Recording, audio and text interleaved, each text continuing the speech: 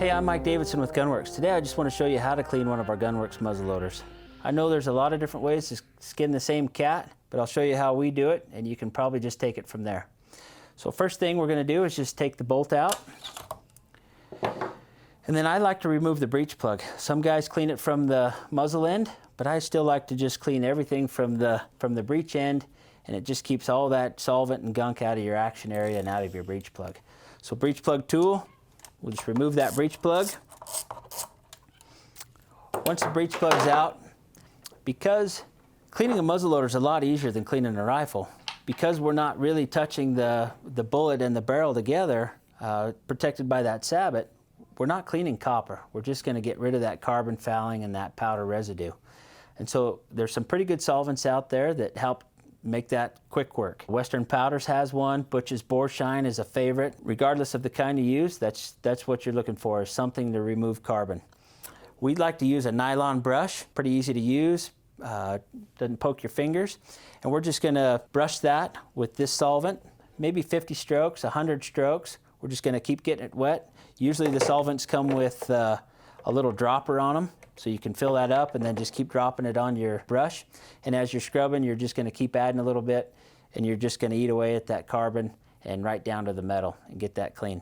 So after you've scrubbed, you know, in that 50 to 100 strokes, 10, 15 minutes, you're gonna patch that out with a dry patch. So hopefully you've got two rods. If not, you can just change your brush to a jag, okay? This jag is gonna be what holds that patch, made for a 50 cal. Get you a big round patch. We're gonna patch that out until it's dry. Okay, it might take 3 or 4 patches, and while you're doing that, first couple are gonna be really dirty, and it's just gonna clean up after that. As soon as they come out clean, you know you've got all the carbon out of there. So once the barrel's clean, because there might be a little solvent here in the breech end, I just use a tool that we use on our rifles to clean those lug abutments. You can put that in there, and you can just twist it around, and it's gonna soak up any extra solvent, any grime or grease in there, just like that. So that's a pretty cool tool, and it gets that nice and dry for you. We'll come down here to the muzzle end. A good place for a bunch of carbon to build up and a bunch of residue that gets really gunky is in the muzzle brake. So I always take the muzzle brake off when we're cleaning. And in that same tool with that action cleaning tool comes a little brush, and I use this all the time on my muzzle brakes.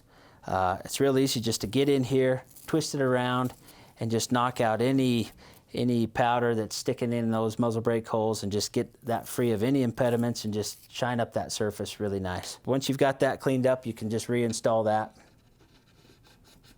Tighten it down, and your muzzle brake's good to go. The last thing that we're going to look at here is your breech plug. This is kind of the heart of your muzzleloader. If this thing's not working, none of the other stuff's going to work. Okay, so a real quick visual inspection. Look up at the light with it. You can look right through the center of this breech plug and make sure there's no occlusions or obstructions in there. If you do have a little buildup, we sell a little drill bit that fits this flash hole just perfectly. So you can get it in there, roll it around a little bit, just break free any of that carbon, and you're good to go.